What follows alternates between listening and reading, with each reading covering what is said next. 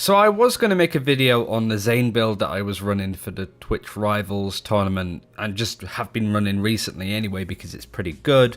But over the last sort of half an hour to an hour by the time this video goes out, there was a hotfix that was put through with some pretty hefty balance changes that I just wanted to make you aware of. There's also another few bits and pieces that Gearbox wanted to say on the subject. First, if you want to automatically apply these changes to your game, you need to just sort of wait in the menu for a bit. It should pop up on the UI somewhere saying that there is an update available, and the only way that you can get it is being online and then sort of waiting at the main menu whilst it updates. Nothing else. It's not like a patch that needs to be added in. All of this stuff is server side. As well, on the subject of performance problems, Gearbox had this to say: "We are aware that the below list does not include issues that the community is immediately concerned with. We are hard at work evaluating performance problems and potential solutions for them. In the meantime, these are some of the balance updates that we can do quickly." Now, they go over a few bugs, but as you've seen on screen, they're not particularly exciting, to be honest. Nothing really game changing at all.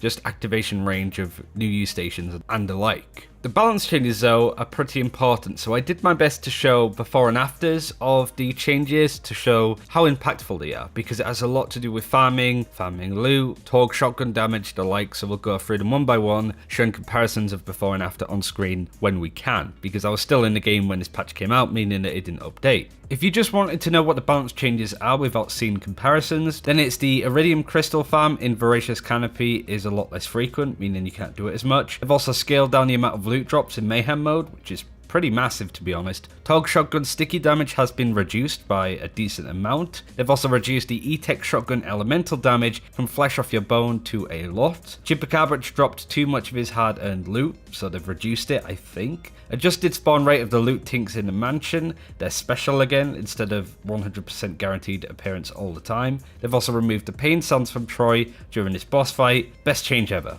The first one is that the Iridium crystals in Voracious Canopy grow less frequently, meaning that the Iridium crystal farm that you could do there by going to the place on screen, dropping down, farming the crystals, going back out, going back in, doing the same thing over and over again, is less likely to happen. This is what it used to be like, this is what it is currently, so a lot better. Unfortunate if you were farming Iridium from this spot. Scale down the amount of loot drops in Mayhem mode. We'll come back to this, as this is probably the most important change in there, but Torgue shotgun sticky damage has also been reduced. Here is some gameplay of me using a Torgue shotgun, not even a very good one, on Flak in order to kill the Grave Warden boss over and over again. These are the Torgue shotguns now on both Flak and Moze. These builds built around just being able to fire them consistently and do a lot of critical damage. You can see how little damage it does in comparison. You can no longer one-shot a boss with one magazine. You can farm the bosses still, but it's a lot slower. You need to do the right damage in the right phases, otherwise you have mobs spawning, and it just gets a whole lot more messy. The ones I showed you before didn't have plus normal damage or plus shotgun damage. They were all neutral to sort of show it off. So yeah, that's a pretty hefty change in comparison to what it is now. And with the loot drop rate being reduced, it's certainly not as efficient as just farming Chupacabra at the moment. They've also reduced the E-Tech shotgun elemental damage from flesh off your bones to a lot. Unfortunately, I can't test this one as I don't have an E-Tech shotgun. The Chupacabra dropped too much of his hard-earned loot. I guess this is less of a he drops a lot less loot now, but more that Chupacabra drops about 95% of the world loot drops, meaning that if you want to have a chance of farming everything in the game, that's the easiest way to do it. So he drops a lot less of the gear in total, as opposed to him dropping less legendaries per run, if that makes sense. So Chupacabra doesn't drop everything like he used to, but not sure specifically what he gets now. They've also adjusted the spawn rate of the loot tinks in the mansion. No doubt you've heard about this one and used it. You go to the area that I'm showing you on screen, and a loot tink 100% was guaranteed to sort of run out there, so you could kill him, reset, go back in, kill him, reset, go back in. Now it's inconsistent. You can go to that area and sometimes they are not there. So it's not as consistent as it used to be. It still appears, but not as often as you'd hope. And finally, removed pain sounds from Troy for his boss fight. This is what it used to sound like. Let's do this! This is what he sounds like now. Gonna crush you!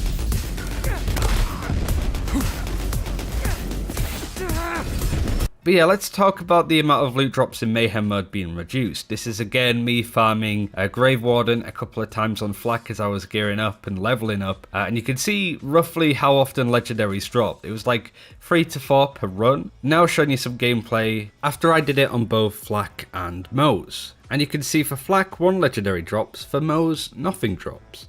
I didn't want to run it too often, but it definitely seems that there's a big reduction in how many legendaries that you get from doing this. After testing it on Chupacabra, it's still fairly consistent. You're still able to get like 1 legendary, so like that's still a more consistent farm, but you can't just keep farming the Grave Warden hoping to get 3 to 4 legendaries a run, which I think is, you know, fair enough at this case. So there's some pretty important and impactful balance changes in this hotfix. Do I agree with the changes? Yeah, I think all of these go over certain areas that made it very easy to farm gear in an exploitative way, just farming a loot tank, just going to a specific area to get iridium crystals, being able to farm one of the top bosses on the hardest difficulty in 1 round with a blue Tog shotgun, I think is pretty ridiculous. So all of these changes I can agree with. It's not often I respond to loot farming being reduced and legendary drops being reduced in a, yeah, I mean that makes sense, that's fair enough, kind of way. However, just my criticism and a bit of a heads up for Gearbox if they ever watch this. One thing that I don't like about these patch notes, and it's also in the game quite a lot, is how vague they are with numbers and how vague they are with information in general. I'll talk about the game in a second, but going over the balance changes again. Iridium crystals grow less frequently. By how much? Tog shotgun sticky damage has been reduced. I know every weapon's different, but on average, by how much? Scale down the amount of loot drops in Mayhem mode. Again, by how much?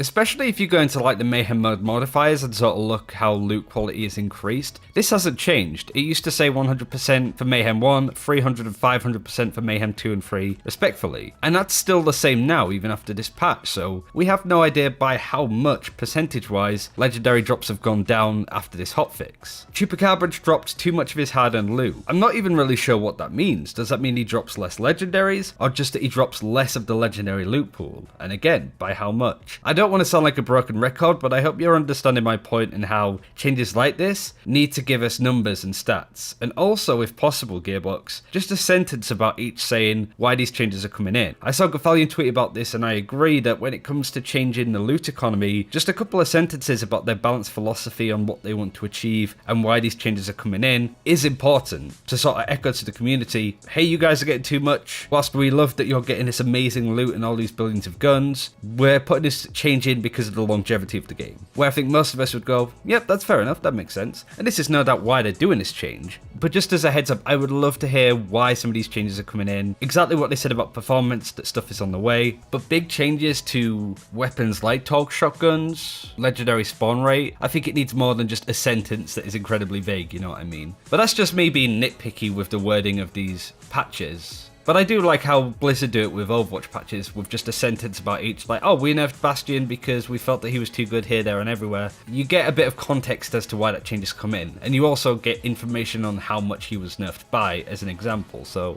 I like these changes, just a bit of a heads up though, Gearbox, I would appreciate that. I'm surprised they haven't nerfed the pipe bomb, I'm surprised that that's not in there, but I really like this patch, and I'm quite surprised at how quickly it's come in, just under a week after launch. Performance issues should be fixed along the way, but seeing as we've gone over a lot of news in this video, I figured I'd add a little bit more instead of putting it in another video perhaps tomorrow or later on. Tomorrow, the first episode of the Borderlands show will be starting. It'll be starting at 6 PM BST, 10 AM Pacific, 1 PM Eastern, and they're going to go into some detail talking about the Bloody Harvest event, and they'll be talking to Paul Sage. So if there's any update on news, that's probably where we're going to get it. But speaking of the Bloody Harvest event, some information was data mined by a fella called Stephen Chapman. He's a quick 4-minute video going over everything that they've found so far, so go check it out. The most interesting thing is some Balex voice lines. Now that he's in the AI of your ship, we're going to be hearing Ice-T say, alright, it's the Bloody Harvest. I want to see costumes, people, slutty robots, slutty vault monsters. I don't care, just make it slutty. Can't wait.